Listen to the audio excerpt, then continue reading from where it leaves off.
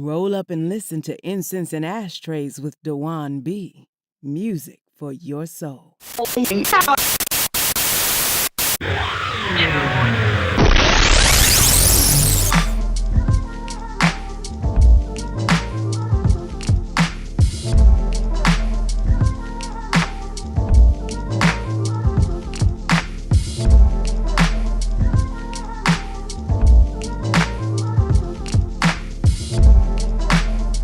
What up, y'all? What up, y'all? No long intro today. We're going to get right into it. We have a very special guest in the house, Dr. Randy Short. We're going to be talking about the Black music, the Black American music family tree part 2. Dr. Short has some dope information to give us. Some information that's going to be necessary for all of you out there when people get, because you see what's happening already. They're already starting to get mad at the tree. They mad that we making it a black first thing. But hey, they took attention and credit away from our music based off race.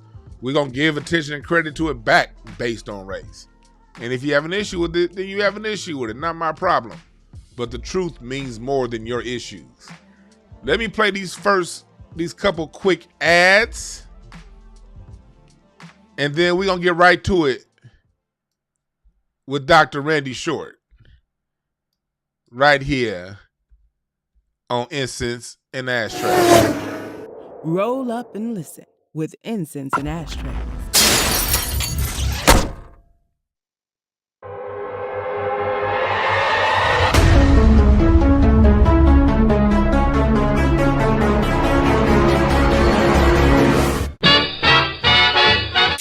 Ladies and gentlemen, This is my Simon Vision Media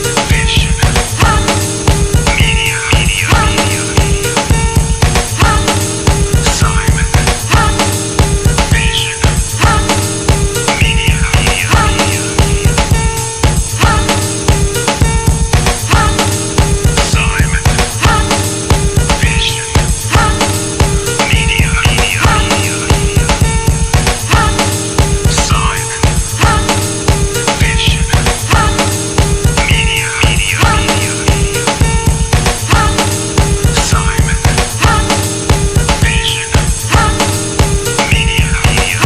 Media Simon Vision Media That's Simon Vision Media. Good for weddings, all kinds of stuff. Visual arts. If you do your thing online and you need some visual arts help, hit up my man Simon Vision Media. Hit up his IG at Simon Vision Media. Not to be confused with my next sponsor, numerologist extraordinaire, Mr. King Simon. Cosmic 1910 Alignment Dinner and Mini Workshop coming to Drop Squad Kitchen in Wilmington, Delaware on June the 19th from 6 to 9 p.m. featuring King Simon, the International Numerovator, alongside Ellison Nedra, the modern day sage, with special guests, Lloyd Strayhorn, the world-renowned astronumerologist, all happening in Delaware, Wilmington, Delaware, at the Drop Squad Kitchen, June the 19th from 6 to 9 p.m. Make sure you text 347-496-1022 for details. That's 347-496-1022. Yeah, hit up my man King Simon.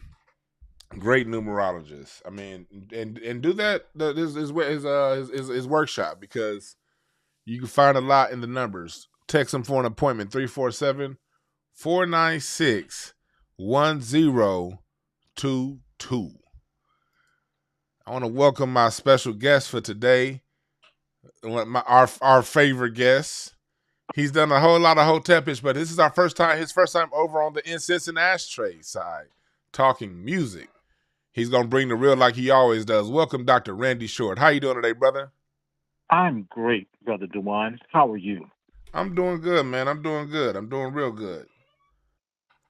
Good. Yes. So, for those of you who don't know, Dr. Short not only is great when it comes to giving out the information on history and politics, he's also great when it comes to giving out the game when it comes to music and music history. He has a wealth of knowledge, a wealth of information, and quite honestly, that he's gonna, hopefully, if he's willing, he'll do a few more of these Black Music Family Tree episodes with me, so he can break it down. Today, we're gonna be focusing on skiffle and how Black Americans contributed to the European sound, specifically in England, and also on how Black Americans contributed to the sound of the Caribbean, something that isn't talked about a whole lot. So yeah, welcome, Dr. Short. How's it going, man? Oh, man, I'm great. I'm great. Again, I'm great. And I'm glad that we're talking again. Yes, sir.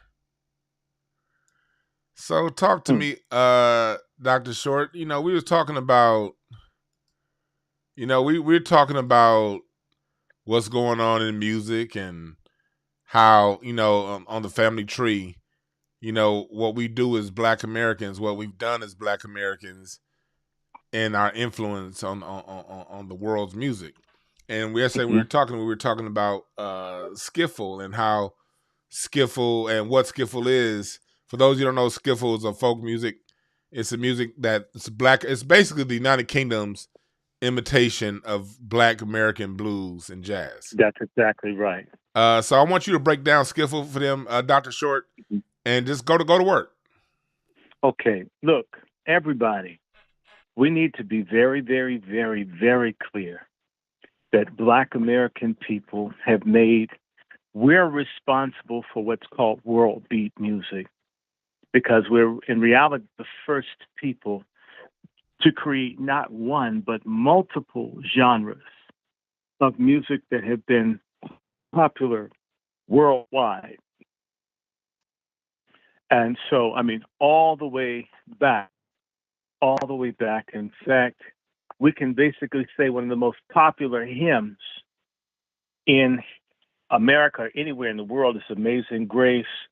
And in reality, it's a white man that puts words to the groanings of African people in a slave ship hold. As much as he gets the credit, he didn't have the melody. He put words to the melody of what he heard people as they were calling their ancestors coming across the Atlantic. And many people consider that song one of the most popular religious songs in the world. So, I mean, we start off as a globalized people, people moving from one continent to the next, and our music moved with us. I want to jump right to the 1860s and 70s with the first supergroup of Black music from America, which was the Fisk Jubilee Singers, which you all know of, that came out of Fisk College in Nashville. And these people performed in all of the major venues doing Black sacred music and performed for all the kings and queens. So that's like almost 150, almost 160 years ago. Black folk were touring the most important places in the world, performing our music. And it was received not by just the common people, but by the highest people in Europe. Command performances for Queen Victoria, command performances for the Kaiser in Germany, command performances. And this is whether it's Ira Aldridge, who did some singing, or for that matter, at the same time that you have the Fisk Jubilee Singers, you have just after them Ragtime taking the world by storm. And one of the first international dance crazes is the cakewalk, which is Black people mocking white people, becoming an international dance.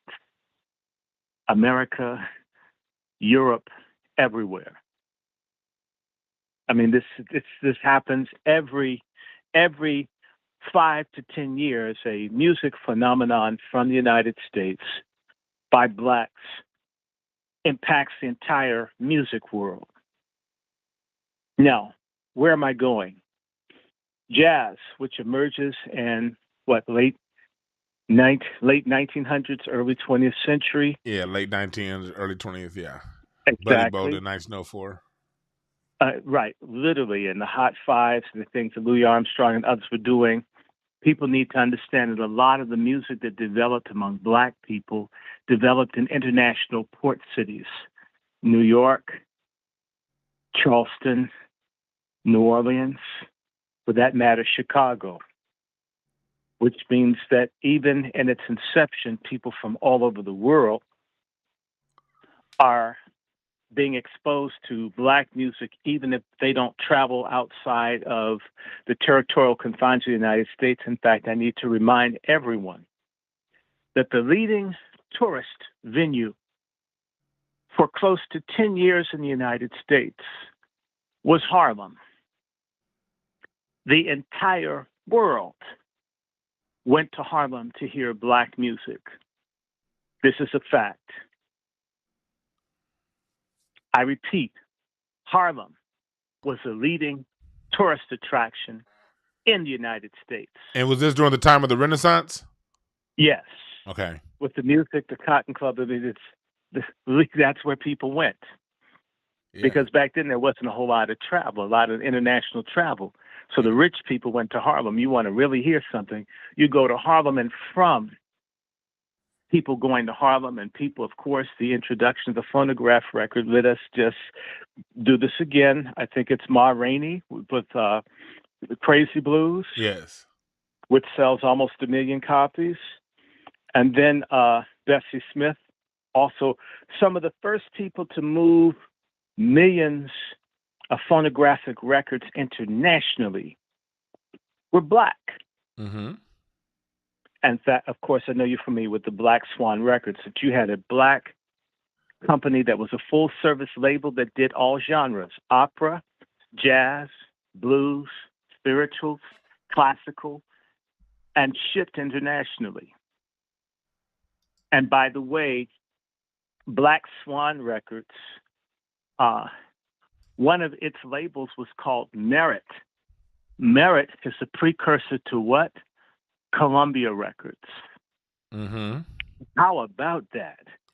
So Merit was the precursor to Columbia. Okay. One of the precursors were the first companies that emerged that they put into Columbia. Exactly. In fact, a lot of Black Swan's catalog was gotten by Columbia, known as Sony today, the same folk who probably had Michael Jackson killed. Of course. I'm trying to say this to you, that the black people that were in the arts were thinking internationally. Like I said, they had opera, they had classical, they had jazz, they had blues, they had country on Black Swan. In fact, there's another record label, I'm not remembering the name, but Columbia Records acquired them because some of the biggest sellers weren't necessarily singers, but the precursor to rap were black preachers' sermons. Yes. One is A.W. Nick's Black Diamonds to Hell, and other such songs. So this is going all over the world. Now, Skiffle, let's do this real fast. Scott Joplin and others, if they didn't travel, the traveling came to them. Why am I going to bring up Scott Joplin and the Fifth Jubilee Singers? Because the World's Fair in St. Louis, early 1900s, I think, 1904?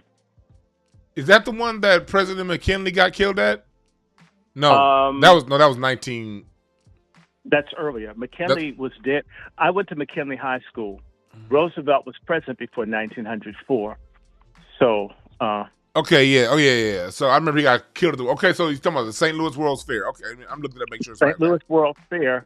The whole world was introduced to black music. The whole world was introduced to black music. Yeah, 1904. Yep. Okay. 1904.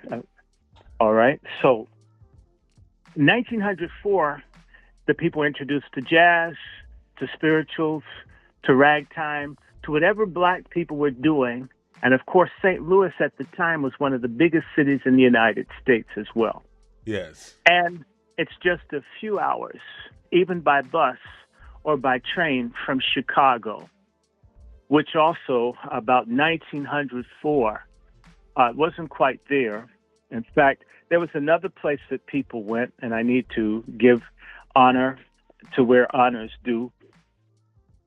You had two of the largest urban black communities in the country are Baltimore, Maryland, Yes.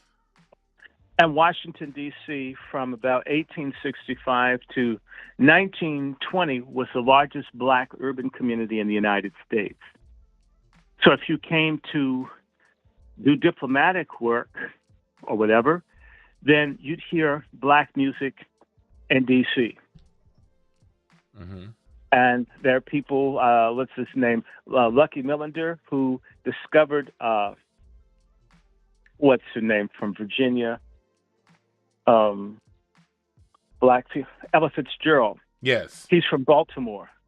So Baltimore and D.C., they had Millender in Baltimore, as well as a guy who's more than likely a family member of mine named Snowden, who was the band director of a group from people from D.C. and Baltimore called the Washingtonians, which later became the Duke Ellington Band or Orchestra. Yes. Just saying.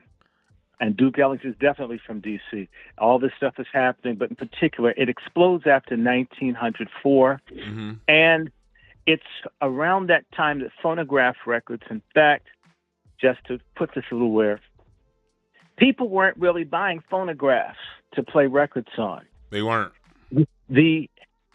But the popularity of the blues among black Americans, Ma Rainey, Bessie Smith, and others, prompted blacks at one point were buying, I think I saw a figure, about a third of the phonograph machines in America were being bought by black people. You know, it's funny you say that. I was in, just this past Monday, I was in Allensworth, California, you know, the black settlement in Central California, the all-black town. And I was lucky enough to be there at the time they were doing a tour. They put up replicas of the buildings that existed at the time. And we're talking early 1900s. And I was allowed to go into the hotel that they had. And guess what they had? A phonograph, an original phonograph from that time. Music was the kind that you cranked up. So even black people, when we had our own settlements back then, going back to the earliest days of the phonographs, we was going to have a phonograph somewhere around town. Right. So the phonographs blow up with the growth of jazz and blues. Yes. And I'm going somewhere because eventually radio is going to come in about the 30s, late 20s, 30s, 40s. One of the things that happened, and we need to give honor to Colonel Reese, who was the head of the colored music division within the United States Army. Reese's army playing music, although he died, he was murdered at a relatively young age. But the black men, some 400,000 from the United States, were sent to Europe between 1917 and 1919. Mm-hmm. And they were in France, primarily. This planted seeds for love for black music in the heart of Europe. Yes. And of course, France isn't far. It was just across the English Channel from England. So there was a mixing. In fact, you need to understand that the British and French armies were almost half non-white. Indians, Africans, Caribbeans, Asians, Vietnamese, and the Moroccans, Nigerians, which means that people from all over the world that were in Paris, say 1917, 1918, 1919, were exposed to one of the pioneers of jazz and fusing blues, which is Mr. Reese, Europe. And forgive me, I said York, Reese, Europe. Forgive me for getting his name wrong. Of course. He was killed shortly after coming back to the United States, I think in the early 1920s. But the black soldiers turned Europe out. Yes. They turned Europe out, and so and versus the rich people that could get to America to see before radio was common, and records didn't move as fast across various places. The black soldiers made an impact, right? Mm-hmm. And yes. then, of course, you had influenza and so forth. But then, of course, within a generation, you have World War II. Over 1 million black men served in World War II. Hundreds of thousands of them were situated in England before the D-Day invasion, one of them being my great-great-uncle and others. The British people, if they hadn't heard of ragtime, if they hadn't heard of the blues, if they hadn't been exposed to jazz, but let's remember that there was a jazz craze all over Germany and France. The interwar period, Josephine Baker and other black artists were turning Europe out. Yes. Until the rise of Hitler. And then just when Hitler comes along to try to shut down black art, music, and culture, the war comes, and again, 1/3 or more of the British Army was Indian, and a significant part of it was African and Caribbean. And then the United States sent maybe 750,000 black men to Europe in World War II. Then these people were dancing and singing and introducing black music and culture to Britons, who actually fought pitched battles with white American soldiers who did not want black people entertaining, eating, or fellowshipping with Britons, to the point where many black soldiers were murdered by hater white American soldiers. I need to remind people that there was an event that occurred in 1929 or thereabout, or just before, when Charles A. Lindbergh, 27, flew from the United States to France, and black people created a dance called the Lindy Hop, another international dance craze off of black, whereas the cakewalk was to this ragtime. The Lindy Hop was to jazz. I want to, as were many other dances and types of expression with black music. I have a question for you, Dr. Short, real quick. Mm-hmm. I just want to highlight something. So what you're saying basically is, along with the new forms of music came new dances that came along with it. Correct? That's correct. And the reason why I want to highlight that is to people, because when I'm always talking about hip hop to people want to make it seem as if that they were doing something new, having its own form of dance. That is a tradition. Right. That is a staple of Black American culture, to come up with a new dance along with the new music we create. Correct? That's correct. And then there's a fusion going on between New York and New Orleans, and I need to mention this. The Spanish-American War meant that Black American soldiers were in Cuba and in Puerto Rico and in Panama and in the Philippines and in Samoa and in Guam. Are you understanding me? Yes. And that Cuban musicians and Black American musicians, moving back and forth, as you know, that Dizzy Gillespie worked with a Cuban percussionist. Yes. And that even Benny Benjamin, the leading percussionist drummer, arguably for Motown, played in New York with Afro-Cubans. Yes. And we often ignore the fact that the band of Desi Arnaz, the husband of Lucille Ball, his band is primarily Black Cuban. Yes.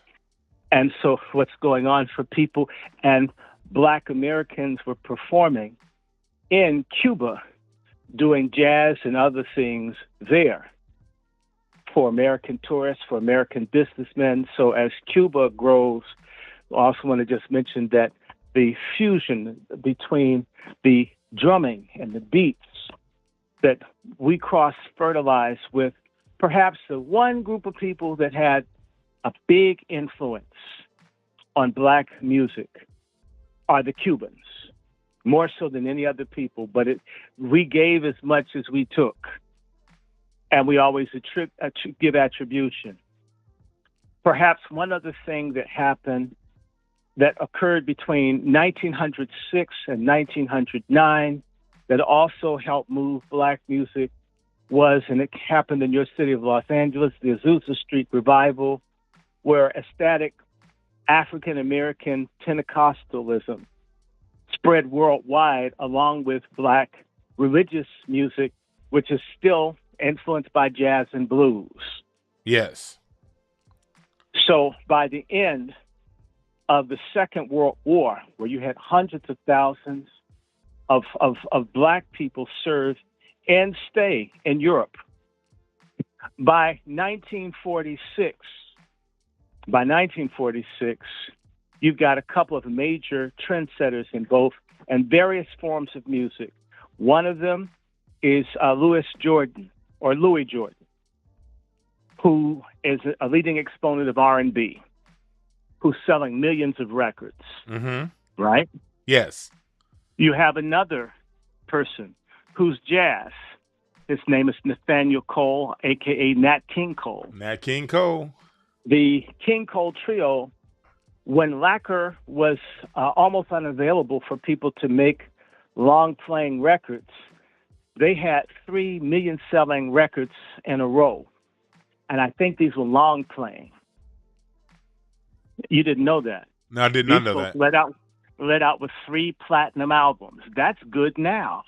What was it then? As black as Nat King Cole is, they were good. They bombed his house when he moved to Leimert Park. To Hancock Park here in L.A. They bombed his house. Yes, they did. My grandfather used to work with him. He wasn't there when it happened, but he was there the day before it happened. So Nat King Cole is moving.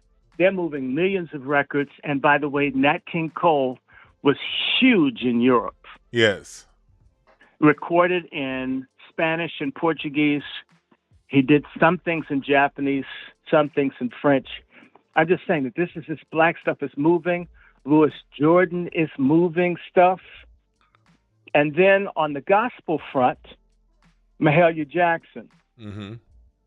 Mahalia Jackson recording Reverend Herbert Brewster's Move On Up a Little Higher is alleged to have sold somewhere between 3 to 7 to 10 million copies as a 78 record.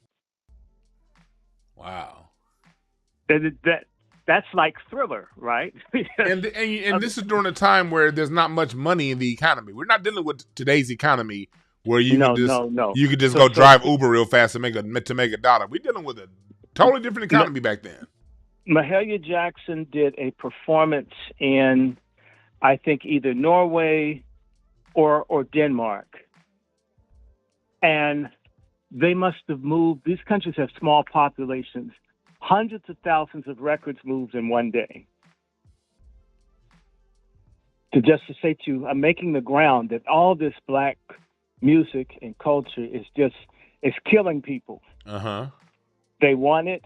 By the way, Europe is bombed out. They're depressed. They want to feel better. And it's just black music.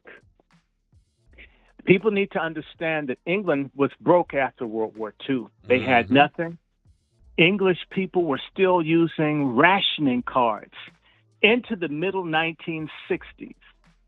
England didn't pay off its Lend-Lease debt to the United States until, I think, the early 2000s. So the English people are broke. They're unhappy. There's not a lot of food. There's not a lot of anything.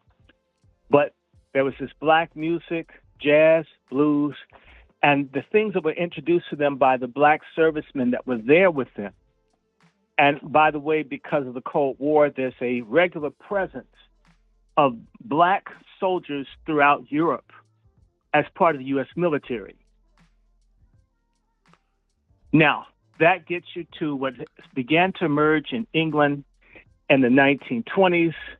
These people wanted And as much as you didn't have a large population of black people in Britain at that time, let me just say to you that there have always been black people in England, but people need to know in 1806, the British Parliament passed a thing called the Black Poor Laws, and that was the basis for the English to deport everybody black that they could out of England and dump them in Sierra Leone, West Africa. Mm-hmm. So British people who want black music or don't have the records or whatever, try to do it themselves. They copy. So skiffle is a combination of blues, jazz, and whatever they could put together to come close to what it was that they enjoyed, that they heard blacks perform, that also wasn't played on the BBC. The British Broadcasting System literally blocked a lot of black music until the late 60s. So the next time you look up the discography of, say, Martha and the Vandellas or anybody else, and you say, damn, why is black music so popular in England now? And yet back then it didn't go anywhere in the charts. It's because the radio, the government policy wouldn't play a lot of black music. It was blocked. In fact, there's a movie called Pirate Radio, if you've ever seen it, where these people had a pirate station off the coast, and they were putting music into England that the people wanted, and the government shut them down because they were playing black music. So understand that the British people, if you couldn't hear it, you couldn't be around anybody black, then you make it yourself. And, by the way, just as skiffle began to become very powerful in England in the post-war World War II era, this is when you begin to have an increasing number of blacks from the Caribbean come to England. And I'm underscoring that, saying that the black music that you hear a lot of these black British people playing that are Caribbean by origin, they came into an environment where black music was already being played. Yes. Therefore, if they didn't get it where they came from hearing us, they heard it through secondhand white folks trying to do black music. So if you wonder how Seal and some of them got it, it's because they're copying through a copy. Just saying. Yes. Now, let's just do this. One of the unsung fathers of modern black music is a man by the name of Lonnie Johnson, born 1899, died in 1971. This guy was a virtuoso with stringed instruments. He performed with Bessie Smith, Louis Armstrong, Duke Ellington, and Leadbelly. He recorded for OK. OK was basically the nigger label for Sony Columbia. They wouldn't let black folks record on Columbia. One of the exceptions was Bessie Smith. She was so big that they put her on the Prime label. Normally, if you recorded for the Columbia group, if you were black, they didn't put you on Columbia. For example, your Sly Stone from Oakland or San Francisco, he's from Texas, but he's in the Bay Area.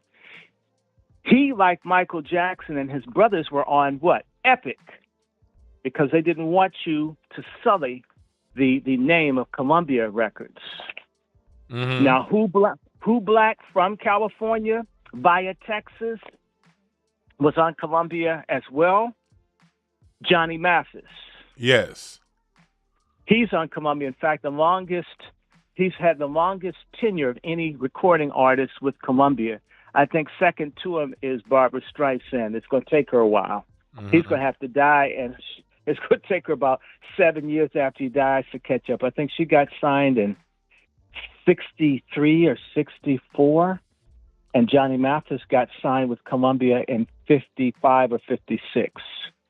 Now, Lonnie Johnson had a song called Tomorrow Night, came out in 1948, sold about 3 million copies, was a number one R&B hit, one of the biggest hits of the late 1940s. He was recording at that time. He started out with OK, and I think he did Tomorrow Night on What label? King.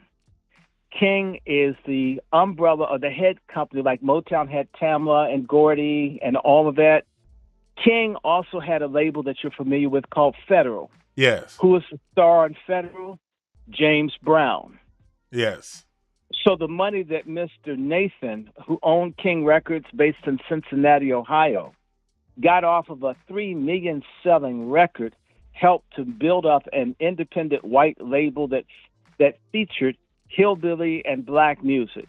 Mm-hmm. Anyway, Lonnie performed. He's one of the first people to record jazz with an electric guitar in the 40s. It was in the 40s. In the 40s. So Charlie Christian, Django, and other people who are guitar virtuosos in jazz, he influenced them. But not only that, a gentleman by the name of Anthony Donegan, a Scottish guy who loved skiffle music, who was drafted into the British Army or forced to do national service, however you want to say it, was sent to Europe.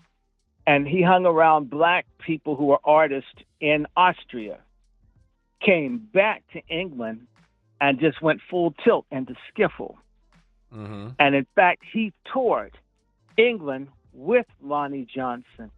He was so taken by the virtuosity of this black artist until he changed his name from Tony to Lonnie. Lonnie Donegan is the king of skiffle music. Yes. He had 24 hit records. I think 2 of them went to #1 in Great Britain, and 2 of them made the top 10 in the United States. His record called the Rock Island Line, which is a copy of a song done by black convict lease workers, recorded by the Lomax family in the 1920s and 30s, right? It was the first British record to sell 1 million copies. That's why people into black music, it sells. I mean, it broke post-war Britain 1 million copies. I want to say to you right now, selling 1 million single records in England, that sounds like nothing in the United States where we have 330 million people. Yes. In Britain, very few people sell 1 million single records, no matter how big the artist is. I can say, take the Supremes, who had a big hit in 1964 called Baby Love. Yes. Baby Love is the first #1 record that Motown had in England, and one of the very first black songs to be #1 in England. It did not sell 1 million copies going to #1. In America, if you go to #1, there's a pretty good chance you sell 1 million. Yes. In Britain, you could probably go to #1 with 400, 500, 600,000. A much smaller population. Now, and the year that this Rock Island Line record got released is a pivotal year. It's 1956. Who comes out in 56? James Brown, Little Richard, Elvis Presley. Yep. And yeah, Fats Domino had already been out for about he had been out since 1949. Yeah, go ahead. Yeah.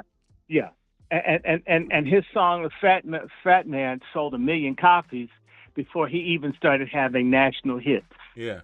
And didn't Blueberry Hill come out in 56? Yes.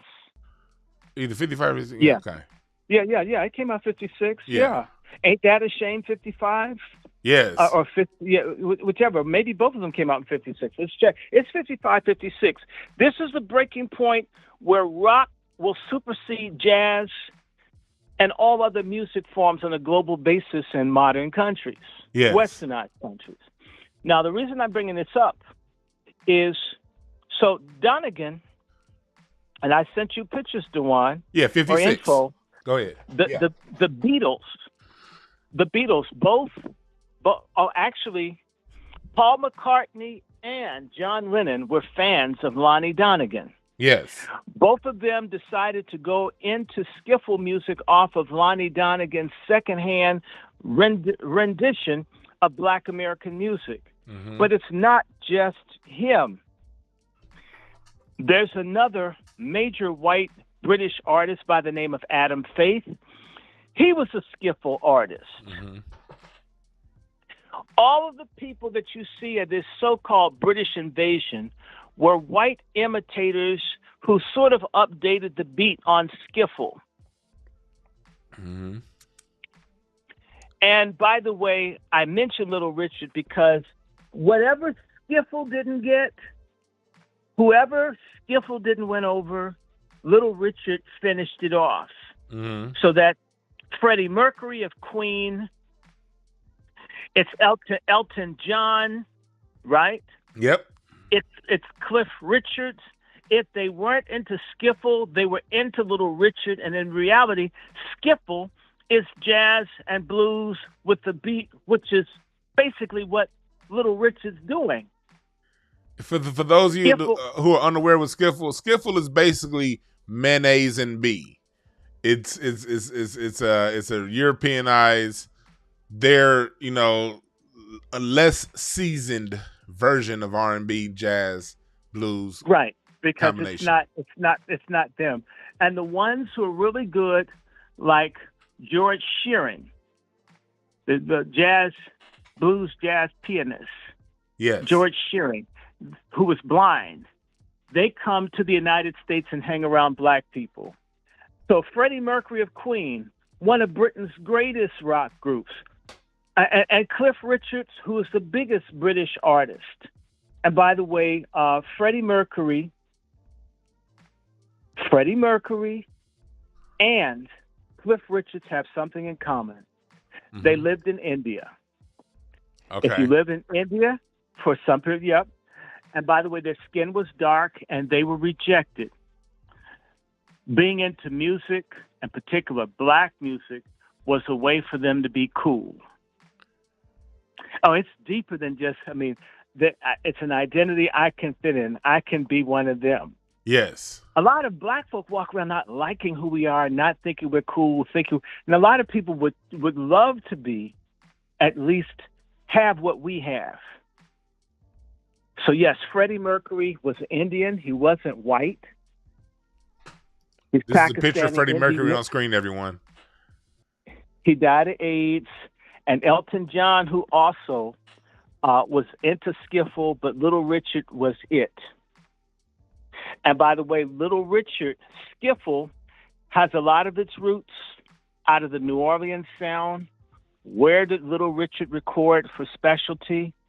He recorded in New Orleans. Who played the piano for some of Little Richard's early songs? Fats Domino. Yes. In 1952, something happened in the world of music and black music that went worldwide. And it hit everybody because it's one of the most copied songs of its era. Lloyd Price, the one that sings You've Got Personality, Yes. recorded a song called Lordy, Lordy, Lordy, Miss Claudie, a record that sold over 1 million copies. Fats Domino played on it, and it became the number one record for jazz, you name it. It's like a song that people didn't quite know what to do with it. Yes. And it symbolized that one could make money doing unabashedly black music with that. It didn't even have to be sophisticated like the jazz. Mm-hmm. And so Lloyd Price was a big influence on Little Richard, because Little Richard goes down to New Orleans to record. He's there. In fact, people need to understand that before Elvis Presley had his contract bought out by RCA Records in 1955, Little Richard was recording for RCA Victor in 1949. Mm-hmm. They couldn't break Richard out, so they replaced Richard with Elvis. They could get behind the white boy. They couldn't get behind the black man. You didn't know that. Yeah. I didn't know that detail. Yeah, man. So they didn't know what to do with Richard. Yeah. But Little Richard is one of the few black artists that basically helped overturn skiffle. Skiffle effectively begins to die by the time Cliff Richards, who is like the Elvis Presley of England, he only comes behind, he sold like 250 million records. Cliff Richard makes a semi-skiffle rock song called Move It. Adam Faith, who comes along in the early 60s, has a string of number one records. He's in the Skiffle band and goes over to rock, R&B. Literally everything that you call the British invasion, Peter and Gordon, you name it, these folks were Skiffle people who crossed over when the money could be made in rock or rhythm and blues music. Yes. And people are not aware that when Little Richard ceased to have hits in the United States and ceased to draw audiences, he was still a major draw all over Europe. Evidence of that is that you can look at Granada Television has it's Little Richard, and you see the white people losing their mind off of Little Richard. Europe Very has been popular. Europe has been one thing I can say about Europe.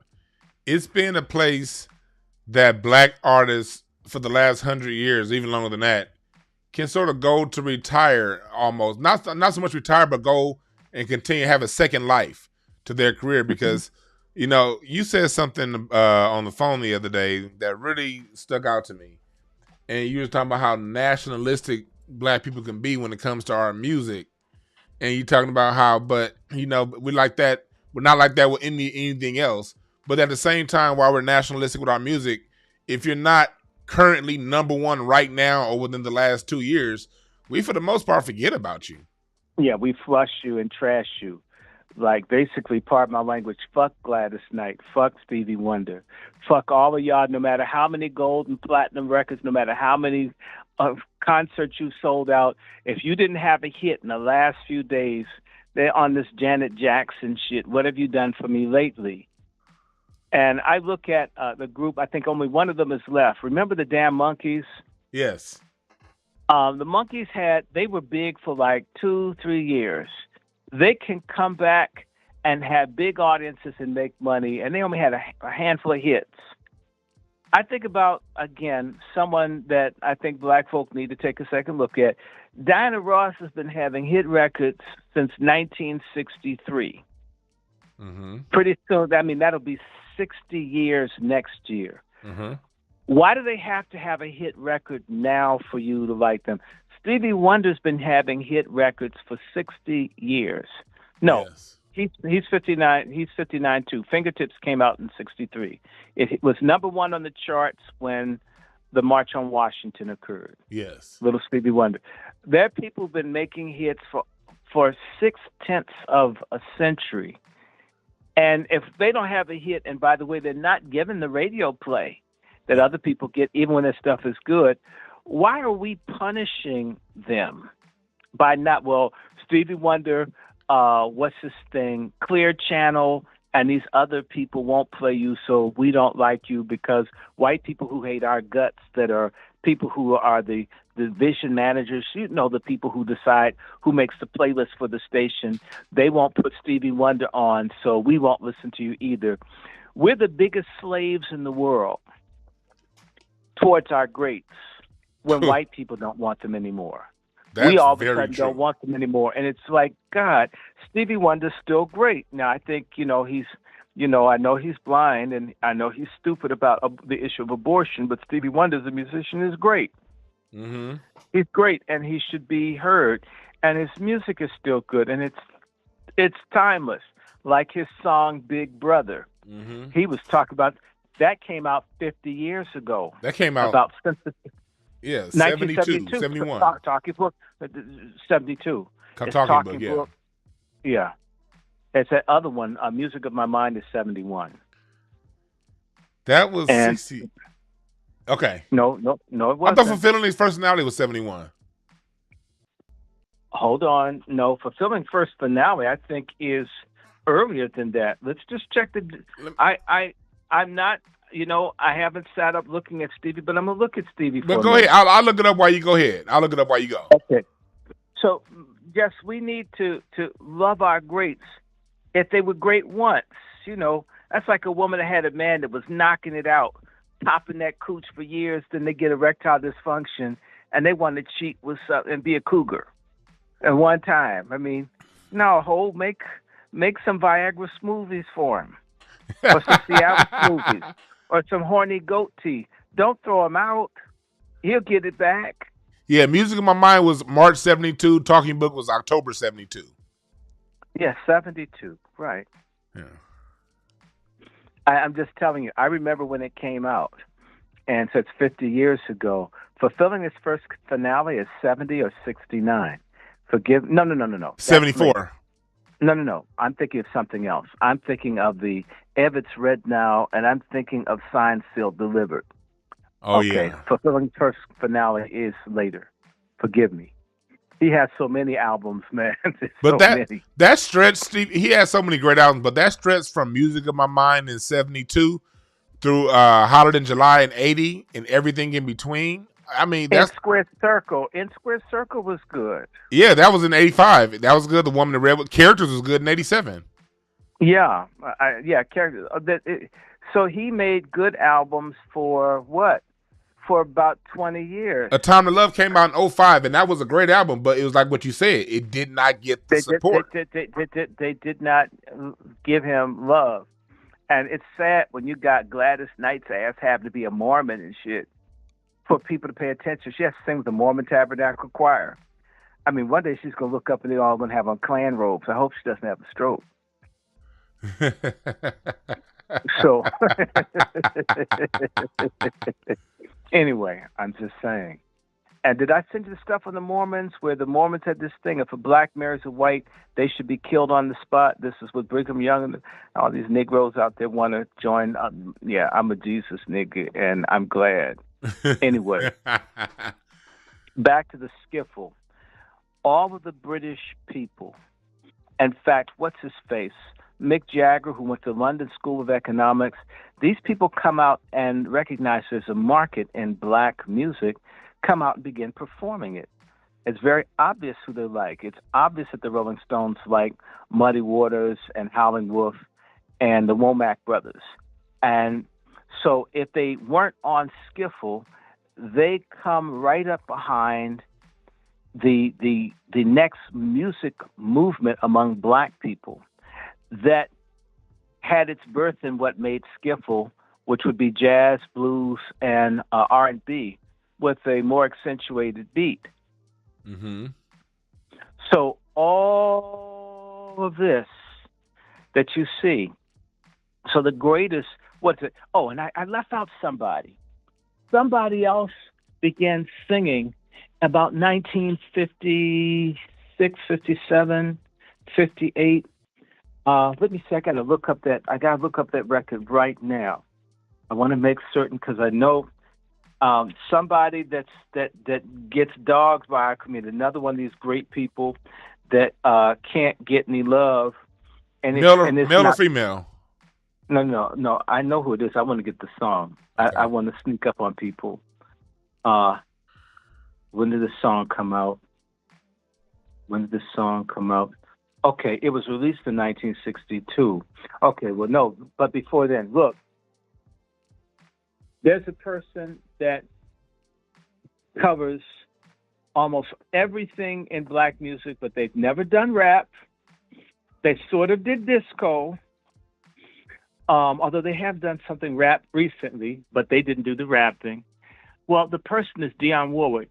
Dionne Warwick has been making hits for 60 years. Mm-hmm.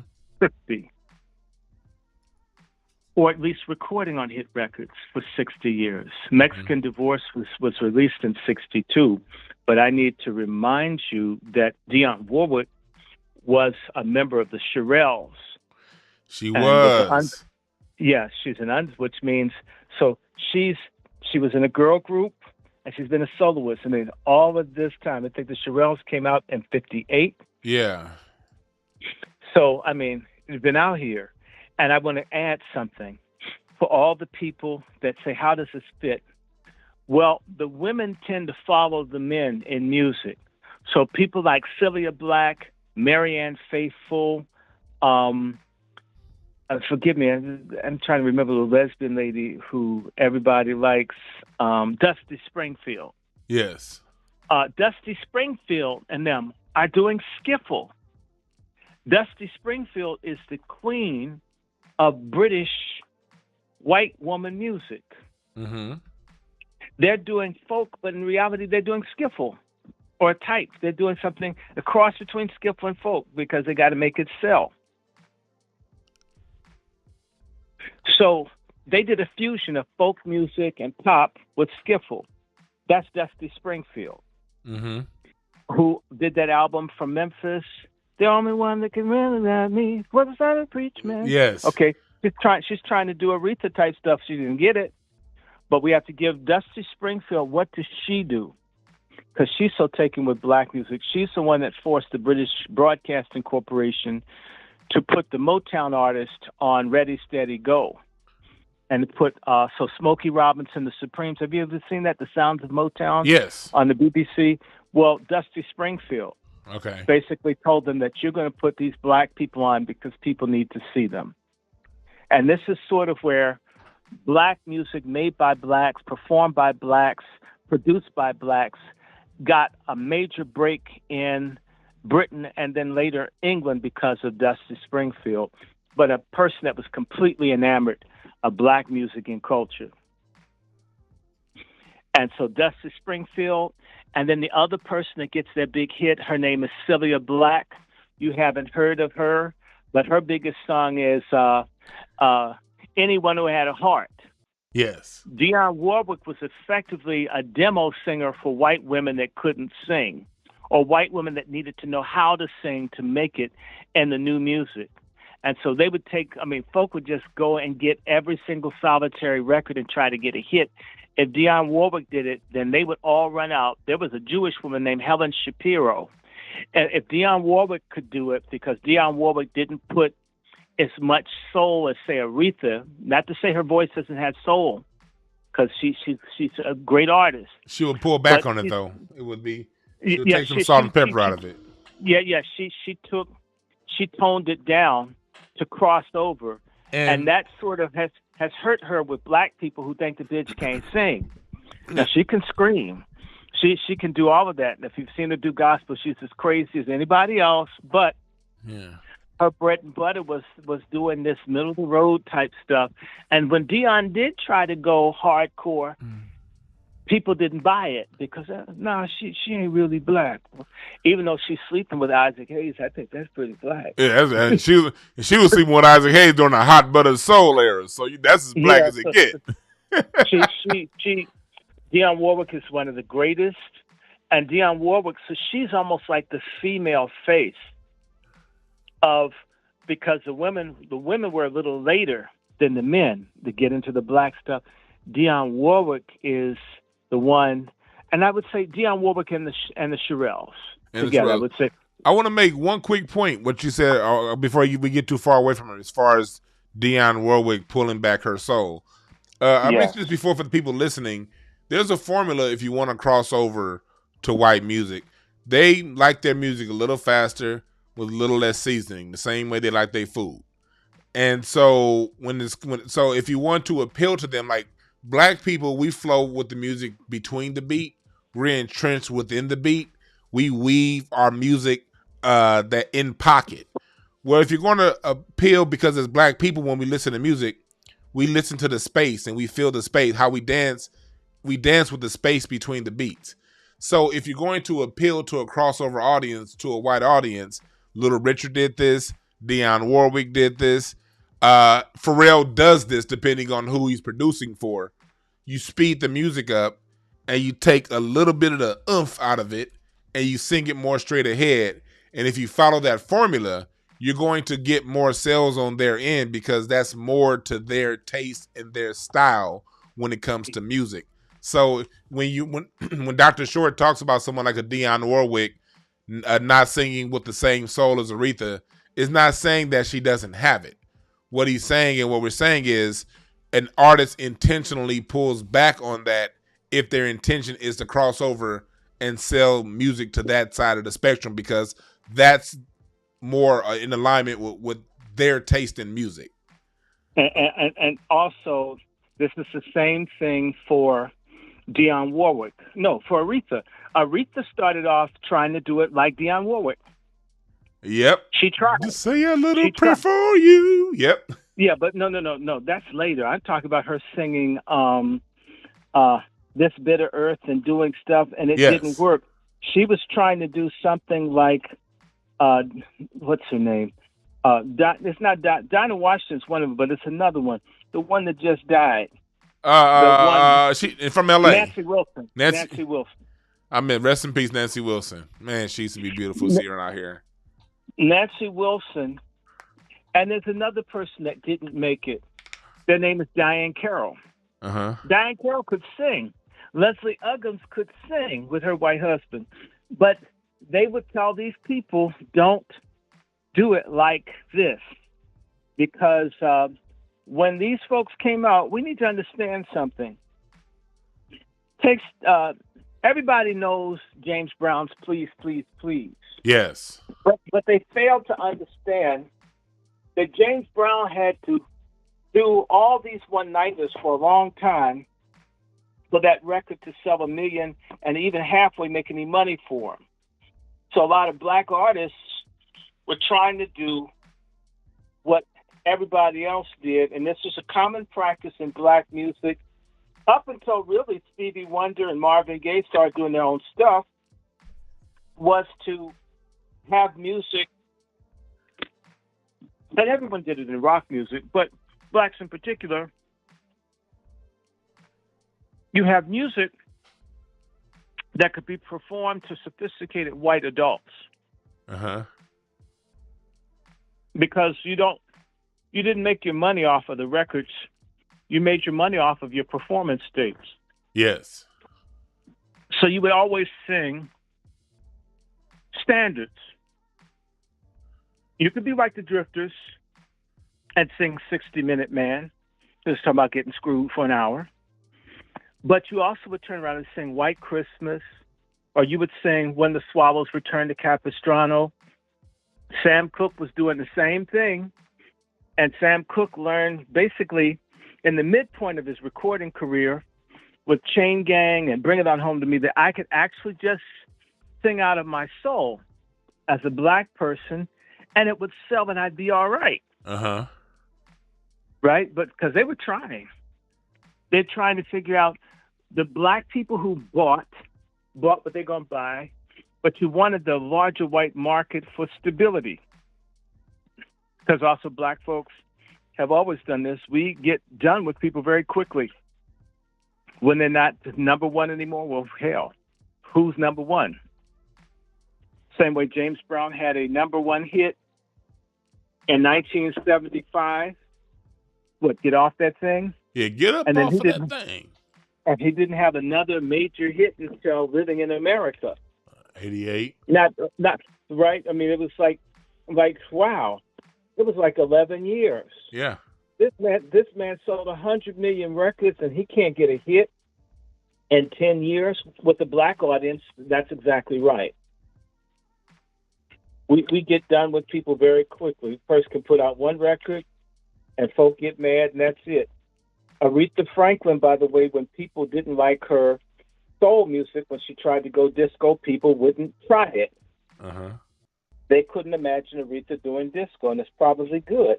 She has an album called La Diva. I mean, Rock Steady was good. I mean, I'm thinking that she could take that to another level. They didn't give her that opportunity. Yeah. So we tend to stereotype and typecast and entrap artists, and they can only do one thing, which makes those who understand the business be cautious. Now, Dionne Warwick, he's had 2 number one records, but both have always been duets. That's what Friends Are For. And then came you with the Spinners, and of course, Stevie Wonder, Elton John, Gladys Knight with her. So a lot of people tempered this stuff down. That's the other thing about Little Richard. Little Richard is one of the first breakout people that's just going to do it however the hell he felt like doing it. Fats Domino, who's one of the fathers of world beat and a contributor to all of this. You notice Fats Domino was always tame, never said much, didn't do much, right? Yeah. But what most people don't know is when you hear about the riots at the rock concerts, He they started were at that. Fats Domino. It's his. Yeah, no, the people would go crazy over him. In Germany, it was at Fats Domino's concerts in the 50s. The white people started tearing up everything, going crazy. You know what's funny? I had put out. I was just getting ready to put out a tweet a couple nights ago about that, and I just deleted it. Like, nah, I'm not about to put this out. But yeah, because Fats Domino is very known. Like, when it comes to starting a riot, the music being so good, riots started. I remember it was a concert. It was a concert in the Bay Area here in California, where Fats Domino came out 2 hours late, and the people were so drunk when he came and got on stage, they just started fighting each other. Like when the music got to going, you know, Fats Domino sold 60 million records between 1949 and 1963. And speaking about what you said about how we sit there and throw people away, he lost everything in Katrina, and he ended up not, you know, and he sort of just died quietly in 2017. The man lived 90 years, but the last 50 years he lived, he didn't get his flowers from us. Mm-mm. We didn't give him his flowers. We just, he lost everything in Katrina, and people may or may not have heard the story, and, you know, and he just basically lived in seclusion. And, you know, that, and so when people always ask me questions, man, then what's going on with music? What about this? What about that? I'm like, shit, we got to support it. Because I know me, I'm always out there, and especially when it comes to live bands. If it's a live band playing, if it's live musicians, I'm there. And you know what? when I show Fats up, Domino, I don't see that many of us there. he never left the hood. He stayed in the Ninth Ward in New Orleans. Yep. All the money, he never left the community. But did that make a difference over whether people remember him or not? The answer is no. Yeah. What message are we sending people that if you're down for them, they're down for them too? We've got to be different about that. By the way, Fats Domino being Fats Domino and Lloyd Price and others, and I have to say there's another person who needs to be remembered, and that person who helped usher in the new music that Little Richard and all of them are going to take to the next level is Ike Turner. Ike Turner is one of the fathers of the updated black music. Yes. Rocket 88. I mean, Ike Turner is one of the. I mean, I don't care how many times he hit anybody. I don't care how much drugs he used. He's one of the people that did that, who basically made black music. Now let's go back to Skiffle. So I'm going to just run down some names for people. Adam Faith, and I left out Marianne Faithfull. Marianne Faithfull, one of the girlfriends to one of the Rolling Stones.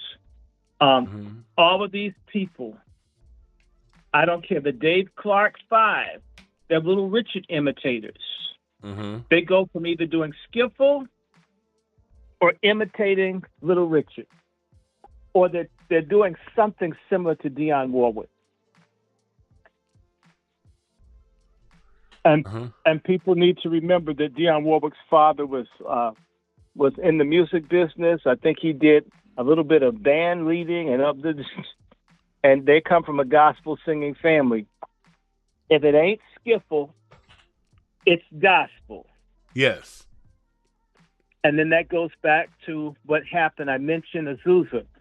In the 1940s and 50s, and even into the 60s, as black servicemen go over to Europe, those that are religious, these people established either clubs, nightclubs, or places to hang out, or patronized places that made music that was oriented towards black listeners. Or they had churches.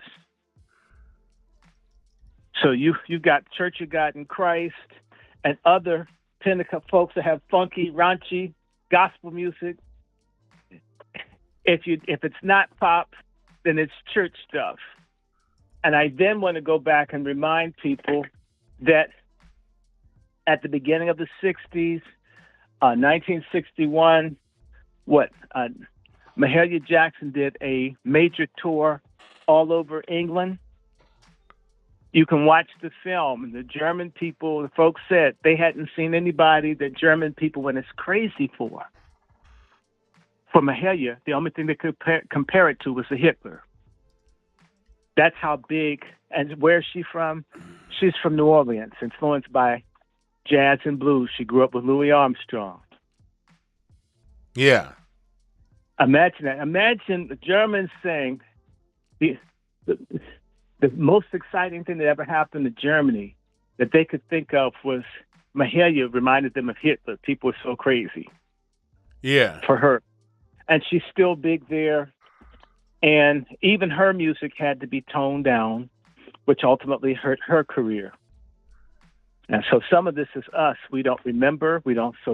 And then these other people come along and lie and say that this music is theirs. And that they made it. You see, if you take, and I've seen this happen in families. There was a person who had a lot of really rare books or photographs, and when the person died, they're shitty family members, and a lot of nigga families are shitty. You're just related to someone great. There's nothing great about you, a lot of folks. The minute that person dies, what they can't sell or what they don't value, they throw in the trash. Yes. And I've heard these stories of people having to go, look, Malcolm X's family, I'm going to just dog them hoes.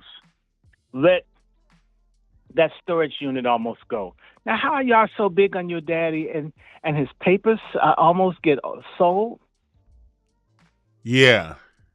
Because you didn't pay that. They're making enough money. Y'all hustling your dead daddy enough to do that. And I'm not trying to put nobody down. I'm just saying.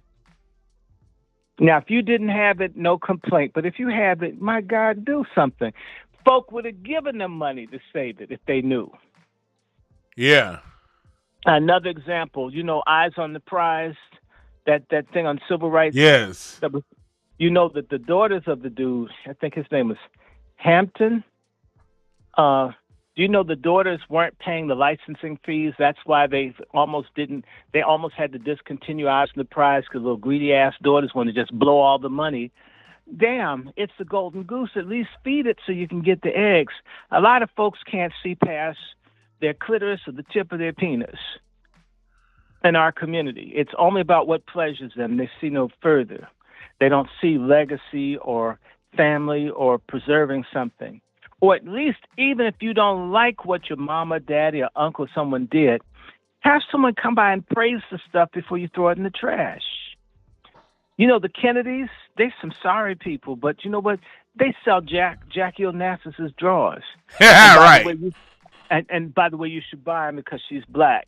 Buy black. If you get a chance to own a pair of her drawers, I'm certain they won't fit because we have bigger behinds, but Jackie O wasn't a white woman. Neither was her daddy. Yeah. So I'm going to go back and just say, so Skiffle. Skiffle didn't just influence England. The BBC broadcast it worldwide. That's why I'm saying that the people in England, Mr. Cliff Richards, who's Sir, he's a member of the British Empire, says the Queen of England. And Freddie Mercury, a member of the British Empire, if I'm correct, because they sold so many millions of records. And the Beatles. The British Broadcasting Corporation did play Skiffle, and they played it all over the British Commonwealth, which is all over the world. Are you hearing me? Yes. And there's something else that the British had that was on TV literally almost until the 80s. It was called The Black and White Show. One of the dominant musical shows in Britain featured Skiffle music. Yes. It's called The Black and White Show. If you ever get the documentary, I've heard of they that. had folks in blackface, all of that, the black and white show. So Skiffle music for the older generation of people was still on television decades after it ceased to be popular with the younger people. That's how deeply rooted this black cultural thing was. Whether they like us or not, they like the sounds that they could make close to it. Hey, Dr. Short. Yes, sir. Now, go ahead. I want you to close this part out because I want you to get into the Caribbean and Yes, sir. I can't wait. That's why I'm ready to go. Because I'm ready to shut it down. Yeah, close this part So down, that's- and then let's get to Johnny Nash in the Caribbean and our effect over there. Yes. Now let's just do this right now so we'll be very clear. The Caribbean music has been deeply influenced by Black American music. When Marcus Garvey had his parades in Harlem, okay, those bands weren't primarily Caribbean that were making the music. Let's just start with that. And you went to the heart of Black American culture when he was in the UNIA. So the heart of Black music at that point was Harlem, if not Bronzeville. Okay, and then there are other satellite places. Are you understanding me? Yes. So when people want to talk about the Caribbean, let's also remember that the United Fruit Company, based out of Boston, which helped people that were from the Caribbean come up. They would come on their boats or whatever to do work in the docks or whatever. We need to go all the way back and remember that the epicenter of Black music culture is Congo Square in New Orleans, not in Kingston, not in Port of Spain, not in Caracas, not in Cartagena. Are you hearing me? Yes. Not in Veracruz, not in Havana, not in Santiago, not in what's that place? San Juan. Not in Nassau in the Bahamas. But or not in Port-au-Prince, not in Santo Domingo City, but Congo Square. People need to remember that when the Louisiana Purchase occurred in 1806, 1805, 1806, whenever they bought it, it's between 1805 and 1808, when Jefferson was president and beyond. Look, what happened? One, New Orleans was a slave port. It's a major trade port. It's also got a huge Black free community that is a confluence of Aboriginal, which are Black original inhabitants of the United States, as well as people brought in from Africa and intermixtures, and the music is down there. And by the way, when we talk about Pentecostalism and all this other kind of stuff, right, we need to remember William Joseph Seymour, the founder of the Azusa Street revival that took place in Los Angeles that gave birth to American Pentecostalism. Where is he from? He's from Louisiana. And all these other people either performed in Louisiana, but Congo Square. And that music has been moving up and down the Mississippi and all around the country. So Congo Square is the capital of music in the Caribbean. Period. To hell with anyone that says anything else. And the only other place that I can point to that's in the Caribbean or close to the Caribbean that has a confluence of a lot of different cultures, which comes along a lot later, right, is Miami. And Timmy Thomas, why can't we live together? Yeah, he just passed away recently. Yeah. Right. Drake's, right. for those listening, Drake's Hotline Bling was the music behind it was a remake of Timmy Thomas, the person Dr. Short's talking about. And then Sade, who's a half-breed Nigerian, English Nigerian, gets some of her stuff off of the Miami disco, off of the Miami sound, which comes along only after Stax, VJ, Motown, right? TK and that stuff down in Florida comes later. It's the early, mid-'70s, and it basically plays out kind of fast. Think about it. By the time you have the Liberty City riots and all, right, Overton, you don't really hear much out of Miami. I'm not picking, I'm just saying. Yeah. Okay, there you have it. So it was a short period. George McCrae, Rock Your Baby. Yes. And then a lot of them got influenced by Philadelphia International. I left them out. And tonight we will be doing the Incense and Ashtrays on Philadelphia International. For those of you listening, we will be focusing on Gamble and Huff tonight, but go ahead. So you got Gamble and Huff, You've got Berry Gordy, Smokey, Holland Dozier Holland, Ivy Joe Hunter. You got all of them. You had all these black labels. You had specialty. You had black folk kicking behind in areas that are indisputably black American. And by the way, I had family that went down to Miami in the 1890s. Okay. So there are people from the Bahamas in Miami, and they've come in. But I'm going to say to you that the cultural significance of black Miami has diminished radically with the foreign blacks coming in. And Akon, with his nasty attitude, my cousin taught his ass half of what he knows in terms of percussion. I mean, and he doesn't give honor. It's a black American that helped that dude with percussion. His name is Paul Lancaster. You heard me say Lancaster. That's my cousin. Fake ass Akon. I mean, so yeah, I just dogged him on this show. It felt good too. Fake nigga.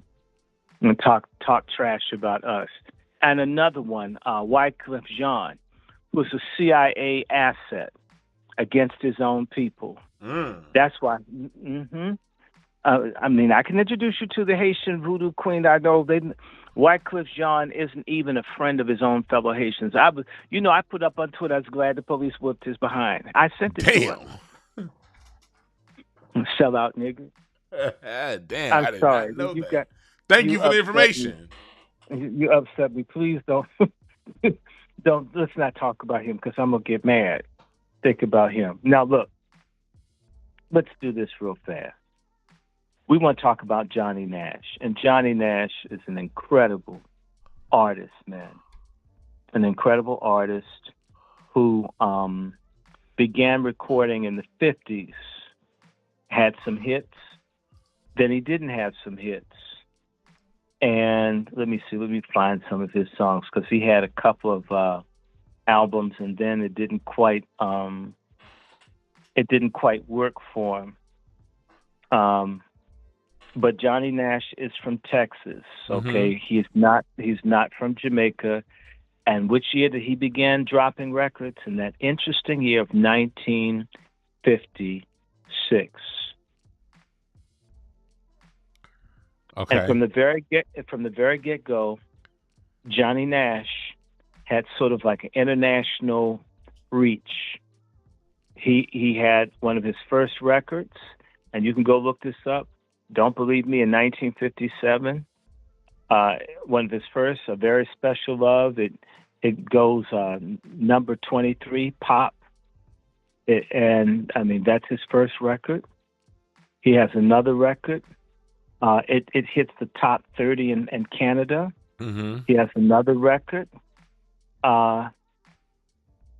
Almost in Your Arms, which doesn't do well, but it makes in the top 30 in Canada. He does the Teen Commandments. It makes the top 40. It makes the top 30 in Canada, and he gets his first hit in Australia. Right? I'm just looking at this, just telling you about what this. Let me see. Now let me get to his hit, because he had a hit. He didn't really do well for a long time, but he had it. He could sing. Now, what was the song that he had that was a major hit? That I can see clearly now, the rain is gone. I can see all obstacles in my way. Yes, Sunshine Bright. Yes, right. Yes. And now he finally got a hit after 10 years called "Hold Me Tight." It went to number one. He had a number one record in, I think this is Canada. He had this record hit big in Australia. This thing did well. It did well internationally. So this guy had a major hit that went worldwide. It made it to the top 5 in Great Britain. So that's number 4 in Australia, number 1 in Canada, number 5 in the UK. It went to the top 5 in the United States. So he had a hit. And then he had another one where he did Cupid. and he continued to have hits in Canada. Mm-hmm. Just didn't break out here. He had another song. One of his early Caribbean type songs was called "Stir It Up." Stir it up, oh yeah, little darling, right? Yes. That made it number 11 in Cashbox. It charted in several countries. So he, in 1970, began recording. What happened? He felt like he recorded actually with my auntie Kim Weston. Yes. They weren't getting the attention. The music changed. Sly Stone and a lot of other people completely changed the whole thing, whole face of black music. People that were slightly older that had been out there basically had a harder time keeping up with how wild things got. Yes. So, and dude didn't want to go broke, so he began recording in Jamaica. He liked the music, liked the scene, and started recording down there. He liked the Jamaica stuff and just tried to put his little piece on it. And what happens, I can see clearly now. The rain is gone. Went to number one, United States. It was number one. Let me see. I know it was a massive hit all over. In fact, let me just pull the song up because I can see clearly now it's a song that broke out Jamaican music internationally. So what you're basically saying is it was a black American man that broke Jamaica out internationally. That's what I'm saying. I can see clearly now it's a song written and recorded by the American singer Johnny Nash. Means he wrote this. It was the lead single from the album I Can See Clearly Now. Achieved success in the United States, United Kingdom when it was released in 1972. That's 50 years ago. Reaching number one on the U.S. Billboard Hot 100 and Cash Bar charts. It also reached number one in Canada and South Africa. Mm-hmm. Imagine that. Now, I want to tell you something. So you'll know.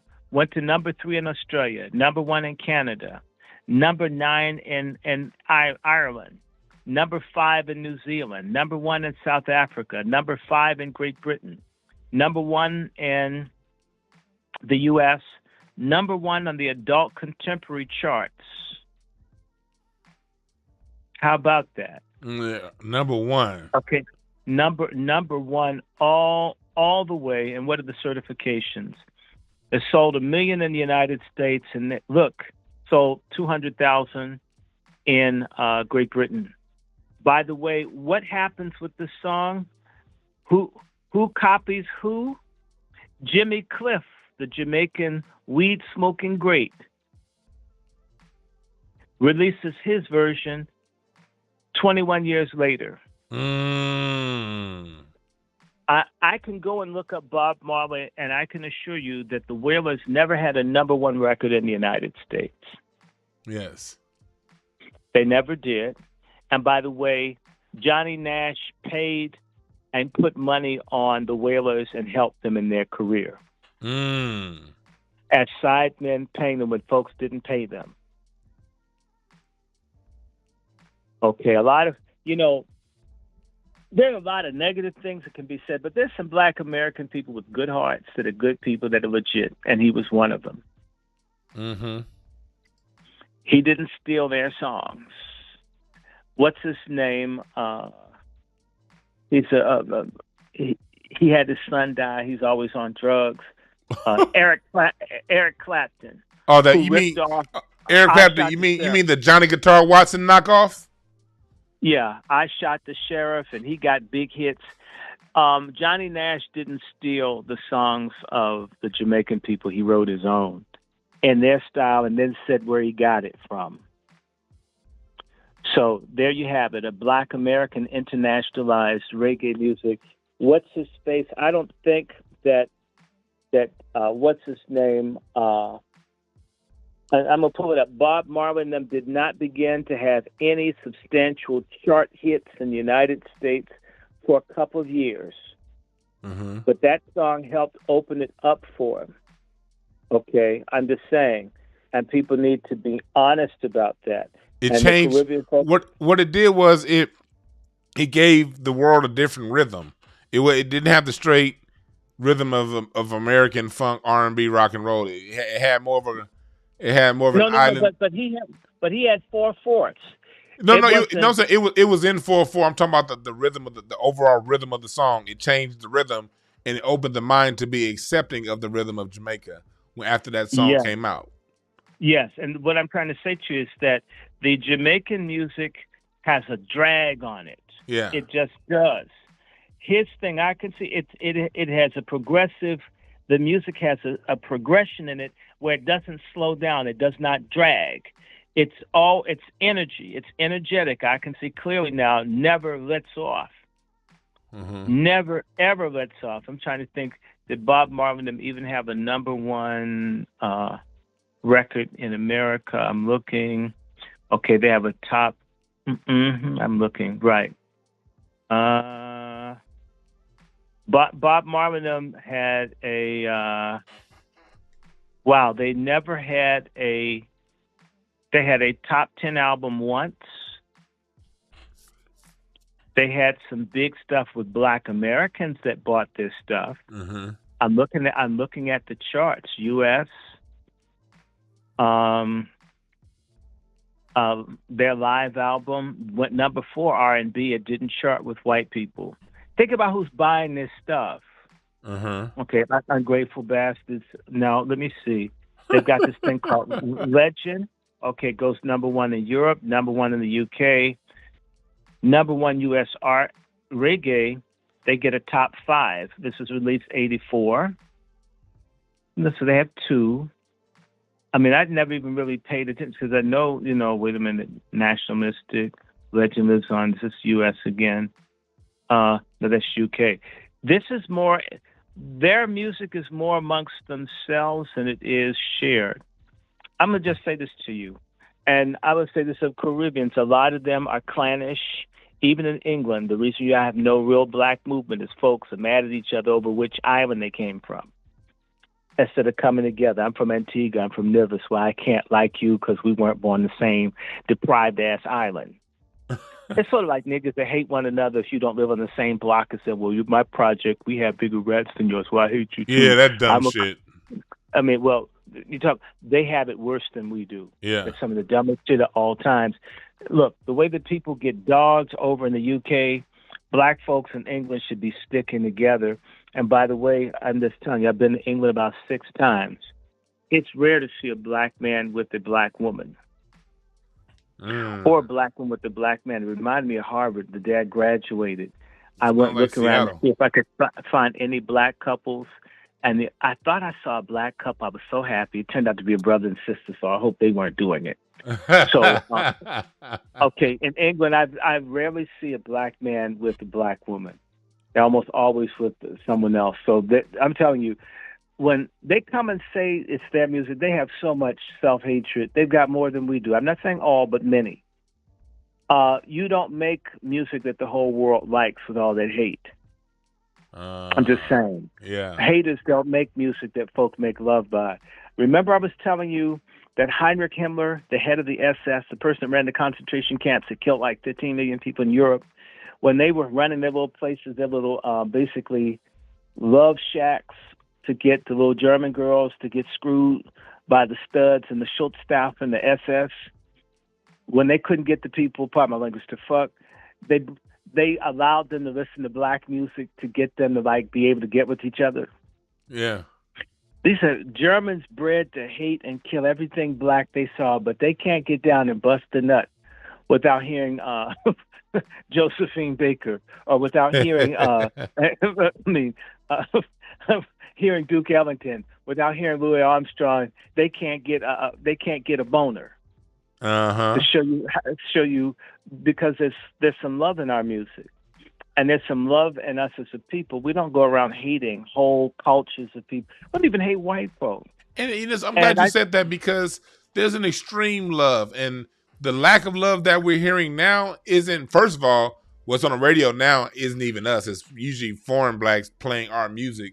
But when you go back and listen to Marvin Gaye, when you listen to Barry White, there's even Teddy Pendergrass, there's a certain tenderness to the love within the music. Gladys Knight. I mean, there is an authentic Smokey Robinson. there is an authentic tenderness to the love that if you speak the language or if you just know music or if you just feel music, you're going to feel the love being pushed out. There's a reason why the song "We Are the World" came from the United States of America and not other places. We tend, even no matter what we've gone through, and that's one thing I want to point out. No matter what we've gone through as a people, as Black Americans, the extreme oppression we've been under, the racism we've been under, like Dr. Short said, the BBC doing things where they won't even play our videos. MTV, Rick James had to fight for Michael Jackson and Prince to get shown on MTV. He didn't even get his own videos on there. In spite of all of that, there's still a love. We still maintained a level of love that the rest of the world gravitates towards.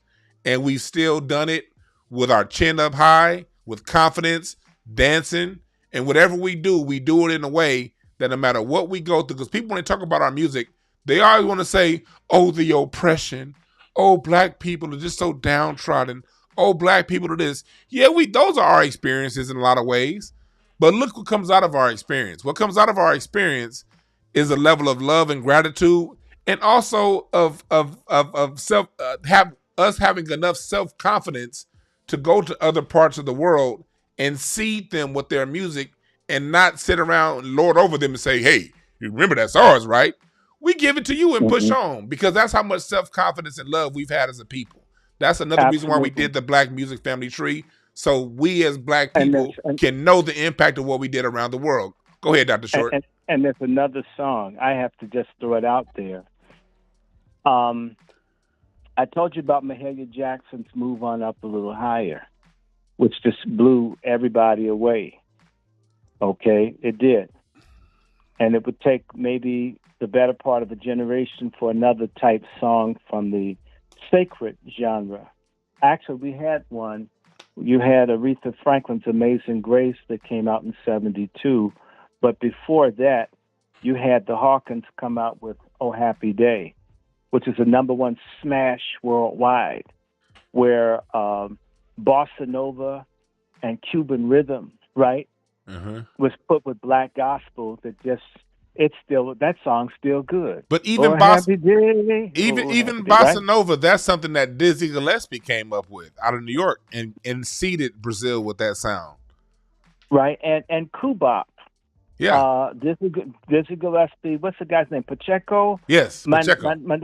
Pacheco. I mean, but who put, and it was called Cubop, was Cuban percussion on Black bop. Yeah, bop melodies and rhythms on Cuban. Right, absolutely. And so, what I'm going to say is that when Black folks were going to Cuba playing baseball and the Black baseball leagues, Black folks were taking music down to Cuba. So that's what I'm saying. The Cubans, you don't hear the Cubans say, dogging, but you don't. You don't. And by the way, I need to just mention the one person that's semi-Afro-Cuban who didn't really try to do Black music hard because that wasn't his thing was Sammy Davis. Yep. He's honest. He's honest. He didn't say he was an R&B singer. Nope. Even though his father's Black, his mother's Cuban. Mm-hmm. So, we need to, just embrace this. But Johnny Nash, I can see clearly now The Rain Is Gone was the #1 international hit. It was so big. And people loved it. And I'll tell you, there is a love and a lightness in it that you don't hear in a lot of the reggae music. Yeah. And if you go and look at the discography of Wikipedia, y'all, where you see Bob Marley getting big hits, it's normally on the reggae charts. It's normally for a Caribbean audience or a European audience that likes reggae. But it's never, I'm sorry, say what you want. Michael Jackson will always be bigger than Bob Marley. So will Stevie Wonder. Smokey Robinson is bigger than Bob Marley. Luther Vandross. Domino, almost half. Most of the people I know are bigger than Bob Marley. Okay, and I'm just saying. And Jimmy Cliff and all of them, they can smoke all the weed and all their money goes to the white whores that they have children with. Did you know that? That's what's happened to reggae. I'm just telling you, they don't get with black women. They go over and they screw their groupies, and they have all these kids, and the white women get all the money. How do I know this? One of my dear friends is married to Junior Marvin. She's divorced now. And the Wailers, they're all making kids with white women, getting into debt, having all this stuff taken. So one day, reggae is going to belong to a whole bunch of sexually and ethnically confused descendants of these people who may not even identify as black. So, yeah, I said it. I hope we're pissing people off, aren't we? We're going to make some good. And look, and if we're going to tell the 100,000% truth, the biggest reggae hit of all time is Master Blaster Jammin' with Stevie Wonder. Well, actually, Master Blaster is not bigger than I can see clearly, but it's I mean, once reggae got going. Yeah, once reggae got going, and I Shot the Sheriff by Eric Clapton, the white boy. See, white folk can't steal really good black stuff. I can sing every time I plan to pass a tree for the killing of the deputy. I mean, let me just say this to you. Remember something. Remember Little Richard when he saw what Pat Boone was doing? When he, Little Richard had a song called Tutti Frutti. And they decided to have the white guy, Pat Boone, cover it. And when Pat Boone saw that they were going to have his records covered, he did Long Tall Sally so fast. He sped up the tempo. Pat Boone couldn't copy it convincingly. He bombed. Yes. So he says, no, this is my stuff. You know what? Come on, devil. Try to do me. I'm going to do it so fast. Let's see you do it. Reggae, they didn't speed it or do it in such a way it couldn't be copied. That's why Eric Clapton got a bigger hit out of I Shot the Sheriff. Yeah.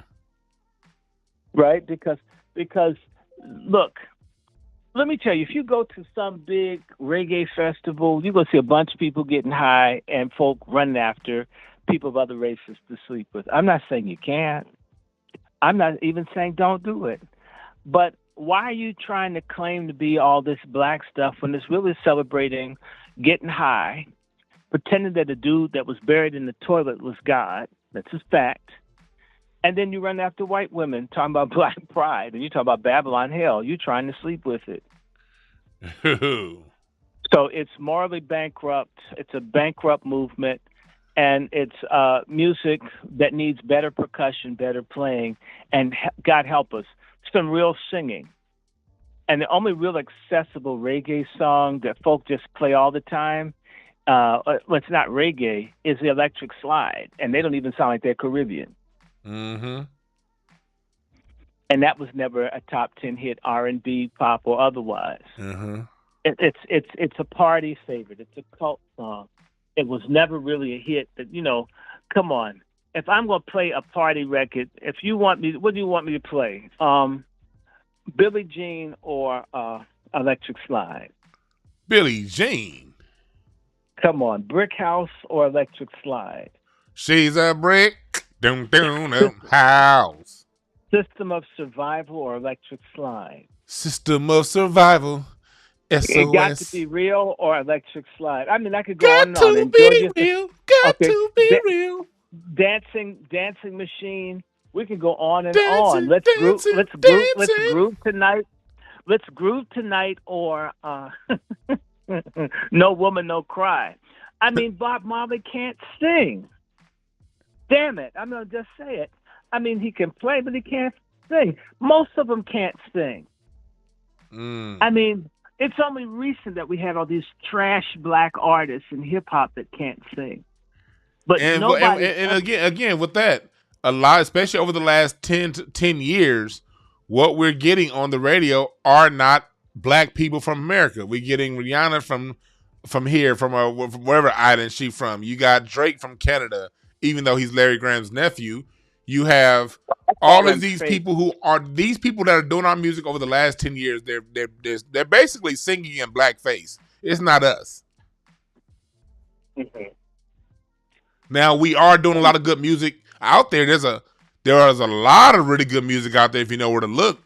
But as far as what get plays on the radio, what gets mainstream attention, they're not even hiring black artists to sing black music anymore, these record labels, to get major distribution anymore. They're not even hiring blacks to play blacks in the movies anymore. Right. Right. So when we look at this degradation of our music, this degeneration of black music, the people that we see singing the music and doing the music, most of them aren't us. And when you do get us, like a Jasmine Sullivan, She's Fire, J Mo, when you're dealing with these people, Anthony Hamilton, who just released another great album at the beginning of the year, I encourage y'all to check it out. The soul is out there, but you got to listen to Incense and Ashtrays to find out where it's at. You know what I mean? And also another announcement to everybody, incenseandashtrays.com will be live this week. My full-on live, my music media publication. I got tired of complaining about everyone else not covering our music. So incenseandashtrays.com is going to be the central source for you to get up on the new black music that's out there and the old classics, and where to go look for the classics and who are the new cats out there doing music the right way. They'll all be featured on incenseandashtrays.com. So I want y'all to bookmark incenseandashtrays.com right now, because not only are we're not just talking about this to talk about it, we're also creating the solution, because we out there and we're still doing great music as black people. It's just that so right now in today's world, you need help finding out where it's at. So that's what I'm here to help you guys out with. But Dr. And you Short, know what? go ahead. Another song. Do you want to hear a reggae song, or do you want to hear Marvin Gaye sing, "You got to get it up, now you party, dance all night, dun dun dun dun, do that music," right? Yeah. I mean, look, and to the point where the white folk have to go back, like that no good piece of crap dude that got sued. And as I think I told you, Marvin Gaye's mom is like a cousin to my granddaddy. Mm-hmm. And you know, I told you that bad news today. I want your audience to pray for me. They should cash app me because I'm so depressed. Are you going to tell them what I told you I learned today? They may hate me. Go ahead. Your cash app is $ Dr. Randy Short, right? Dr. Randy Short. I have it on the screen here, so cash app Dr. Randy Short. Tell them the story, my brother. I want to apologize to all the black people in California. I hope y'all do get reparations. I need some reparations. I did a DNA test a couple of years ago, and I signed up for this thing called Genie. And I started talking to this lady. I think she's white. She keep writing me. At least she's not asking for a booty call. Or, I don't know, what do you call that? A stiffy call or a jiffy stiffy or whatever. All right. Anyway. And we're trying to figure out how we related, because she's like my third cousin. I've never even heard of these. And all the names of people she's saying, I've never heard of them. That's what I'm saying. These must be white motherfuckers, because none of these names ever come up that I've ever. Anyway, so she writes me, and I tell her I have relatives with the last name Harris, like Mrs. Harris, who's Bill Cosby's godmother, with my cousin and his aunt, right? Mm-hmm. And I'm thinking, okay, so we have some Harrises. So she writes me back. She gave me a group of names, and one of the names I saw, and I just said, nah, kept moving. So she wrote me, and she said, you know, we're related to Governor Newsom of California. And I started crying. I cried. You know, I called you. I was texting you in tears. I was in tears because I don't want him. Because, you know, he's related to Nancy Pelosi. You know, I've been fighting Nancy Pelosi for years. I mean, I'm related to that junkie there. You're related to the bathhouse culture of Northern California, Dr. Short. I didn't do it, y'all. Don't blame me. That's the white side of the family. I'm so embarrassed. I was like, God help me, Jesus. Save me. I didn't do it. I repent of my white relatives, God. I don't know what the hell they on. I'm a Negro. Remember that. I've been in the back of the bus, Jesus, 400 years. I'm not up there with them in the bathhouse. And putting thongs on babies. Please don't be mad at me. Geo Magic says we won't hold it against you, brother. In the chat in the chat room. Damn, I was so undone. And there's another one, Katy Perry. Oh yeah? The dyke, the one that's licking on women. I mean, I trade places with that they were black. Anyway. You know what white side I'm related to? You know who's on my white side? Oh God. Well, she may not be. She's actually passing. She's really not, but she's passing. Who? Julia Roberts. Oh, and I think I told you I'm related, I guess, or somewhat to Martha Stewart. That's why they put her ass in jail. Martha Stewart isn't white, y'all. That's why she's all over Snoop Dogg. That's a chance for her to act out, be around black people, and y'all think it's some celebrity stuff. I mean, yeah, like for me, like the Roberts. Roberts was the last. I have a Roberts last name in my family going back to 1660, all the way through a marriage that happened in the 19. The Roberts name got married away in the 1940s. So from the 1660s to the 1940s, Roberts was a consistent last name, and like my fourth great granddad, his brother is Julia Roberts's grandfather. wow. Yeah, so that's how I know she passing. Cause remember I told you the family that left North Carolina and moved by wagon to Indiana. Those were the Roberts. Well, you know, Hoosier does not mean white. Hoosier initially meant people that were mongrels. So it's a lie when you see all these people that are Hoosier. It doesn't mean that you're white. It means that you're not white. But once you get into it and you find out, say for instance, South Carolina, the system for being white is different in South Carolina than it is from Virginia. Yes. In Virginia, you had to be 1/32nd black. In South Carolina, you had to be less than an eighth black. You understand me? Meaning that a lot of the ruling class South Carolinians were black Europeans who didn't identify as black. They identified as English. And they were for slavery for the other people. They're the original boule. We still have them. Roland Martin.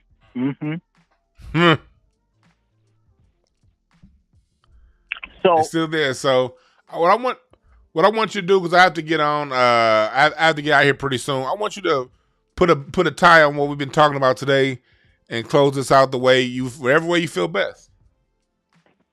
I want to say it simply. Black American culture is a world culture. It is a lie that we're parochial and narrow people. We're only as narrow as we allow ourselves to be. We need to start understanding that even in chains, we made a global contribution. Outside of chains, we've made even more. I mean, in science, you name it. There's more to us than what meets the eye. And we need to take each other seriously. Take the music seriously. Take the culture, take the family lineages seriously. And when we begin to do that, a lot of people will treat us differently. You see, there's a saying that my pastor, who was Martin Luther King's number 3 man, said that, people can't ride your back if you're standing up straight. Real talk. We're proud of who and what we are and what we've been and where we've come from. Nobody can down us like these bastards are trying to do. So, and I don't hate look.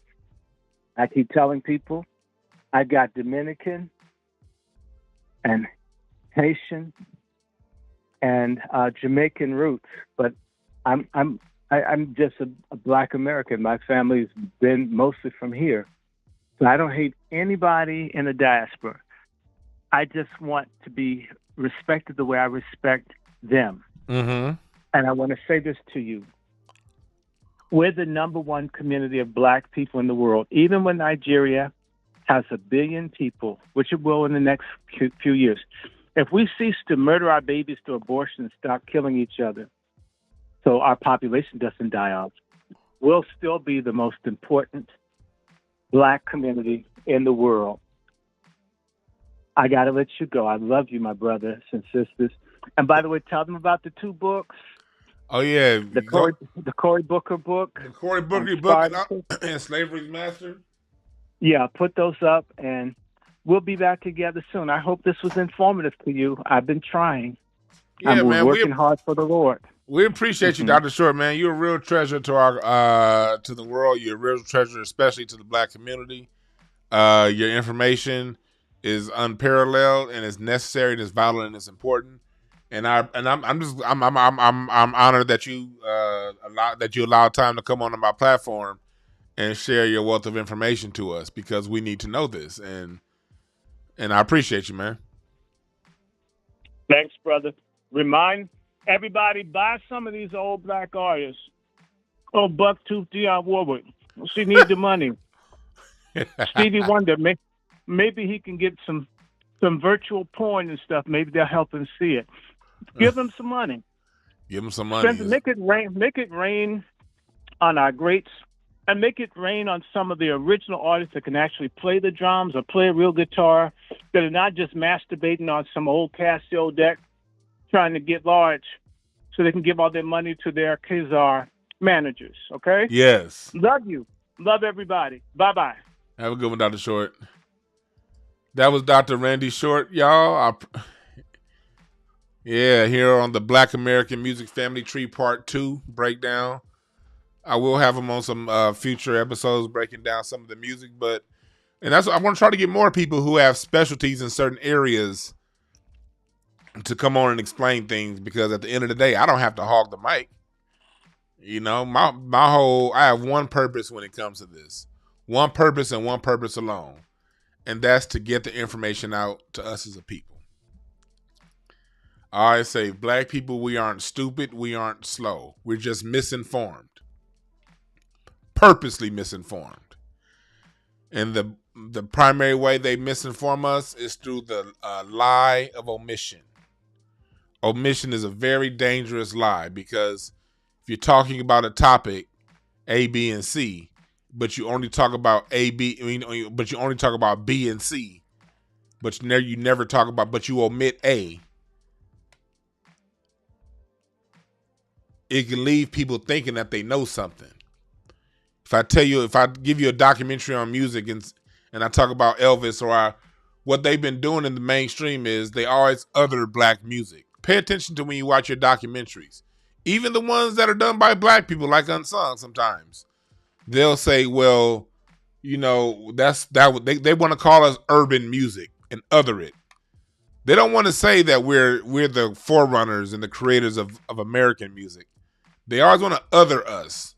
Oh yeah, what the black guys were doing on that side of town. It's very rarely, if almost never, talked about from the perspective of black people being the primary ambassadors of music and everyone else taking from us. Notice when they talk about the Beatles and the Rolling Stones, they say, oh yeah, the Beatles and the Rolling Stones are great. Oh yeah, they used to come to Motown and they liked the guys over at Motown, but the Beatles and the Rolling Stones, that was it. They tell you Van Halen was the greatest guitar player, but they don't want to act like he learned from Jimi Hendrix, and they don't want to, they always want to other us. And I'm seeing that right now as my music tree gets spread across the internet. I'm running across a lot of people that are trying, they can't say I'm wrong with this tree. Not one person has said the tree is a lie. But what I'm getting in response is, why does it have to be black? It should just be music for all. I'm getting that. I'm getting, well, black people, their music was cool, but it wasn't until they were infused with European harmonies.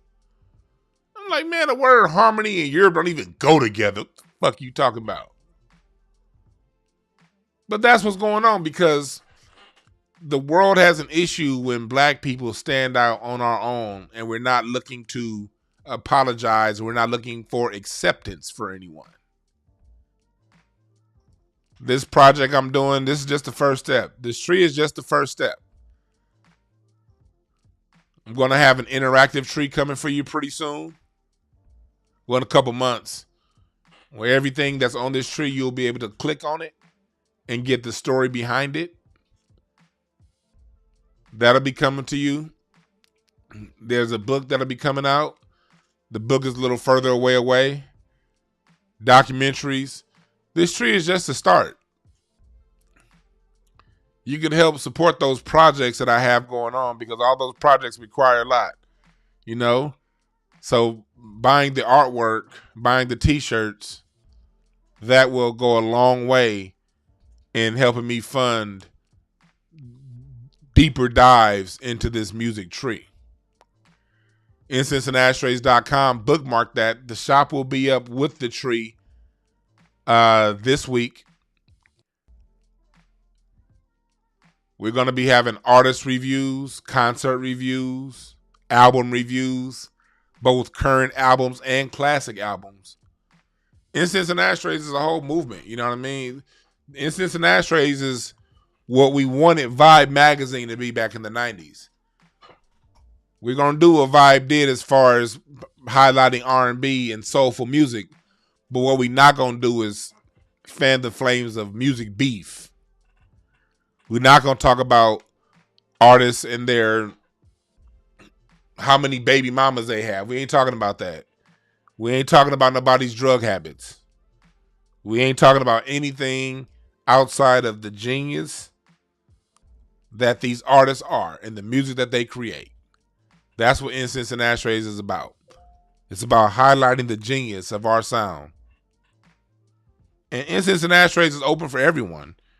You know, if you have an open mind, I want you to be a part of the Incense and Ashtrays movement.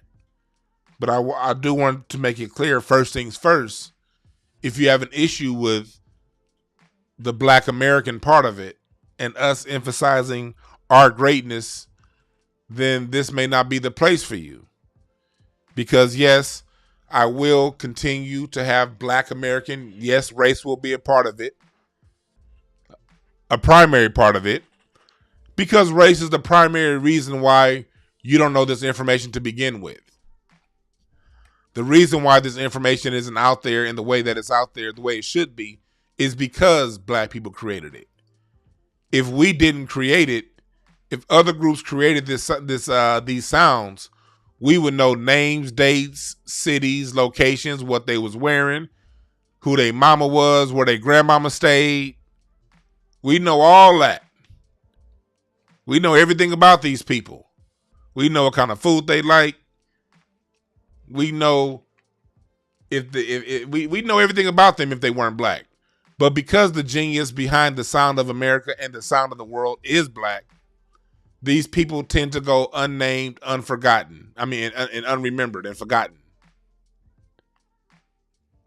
And they're forgotten because of the color of their skin. They're not recognized for their genius because of the color of their skin. So since appreciation has been taken based on skin tone, appreciation will be given based on skin tone. The whole point of this project is to give love to those who deserve the love. The people that America has tried to forget. And it's not about hating any other group. We don't hate you. We're just making it clear. What we create gets put to the front. Period. Yes, Black Voltron, I am doing an NFT. I will be doing an NFT version of this photo also. I'm gonna change a few things up, but I'm definitely gonna make an NFT of this. And those NFTs will be for sale hopefully by the end of the summer. Maybe before then. But since, again, we've been removed, this tree is putting us back where we belong. taking us back to the days before there was the United States, when it was just the North American landmass and the music black people were singing on this North American landmass that would later be known as the United States of America. And every group that came from wherever they came from came to a country with an established black culture that they then amalgamated themselves to through our music.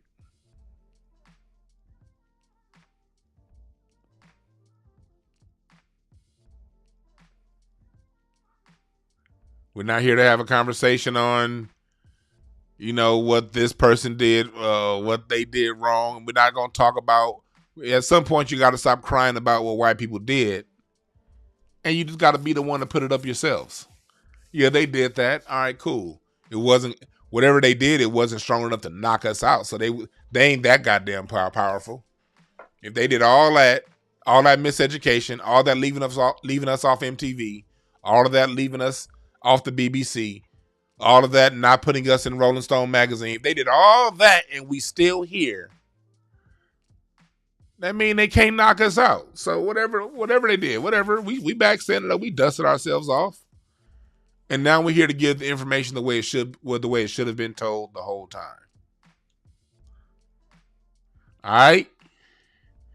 I want to thank y'all for joining again. And remember this, there are no perfect messengers, only perfect messages for those who are willing to pick up the game. My name is Dewan B. Y'all have a good one.